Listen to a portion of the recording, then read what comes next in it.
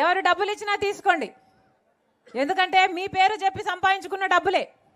మద్యం mafia, land mafia, sand mafia, ఏది పడితే అది మాఫియాలు చేసి సంపాదించిన డబ్బులే, తీసుకోండి. కానీ ఓటు మాత్రం అమ్ముకోకండి. ఓటు మాత్రం ఎవరికి వేస్తున్నాము అని మీ ఆలోచన చెప్పాలి, మీ మనస్సాక్షి చెప్పాలి. మంచి వాళ్లకు ఓట్లు వేయకపోతే వాళ్ళు మీ మీద పరిపాలన చేస్తారు, మిమ్మల్ని తొక్కేటట్టు. మీ బిడ్డలు, మీ బిడ్డల భవిష్యత్తు మొత్తం అన్నీ నాశనం అయిపోతాయి. ఆలోచన చేయండి. 5 సంవత్సరాల కింద ఎన్నికలు వచ్చాయి, మీరు ఓట్లేశారు, గెలిపించారు, అవునా? ఎవరు మీ ఎమ్మెల్యే? ఎవరు మీ ఎమ్మెల్యే? గుమ్మనూరు జయరాం. ఎలా చేశాడన్నా పరిపాలన?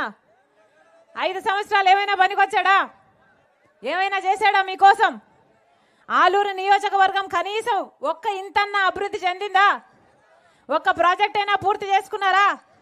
ఒక్క రకంగానైనా బాగుపడ్డారా? మరి ఎందుకు వేయాలన్నా వీళ్ళకు ఓట్లు? మంత్రి కూడా అట కదా, ఏం మంత్రి? కార్మిక మంత్రి, కార్మిక శాఖ మంత్రి. ఎంతమంది బిడ్డలకు ఉద్యోగాలు వచ్చాయి? మీరు ఓట్లేసి గెలిపిస్తే మంత్రి కూడా అయ్యాడట కదా, బిడ్డలకు ఉద్యోగాలు వచ్చాయమ్మా. కార్మిక శాఖ మంత్రి అట, ఎంతమంది బిడ్డలకు ఉద్యోగాలు ఇచ్చారో చెప్పాలి. వచ్చినాయా? వచ్చినాయమ్మా.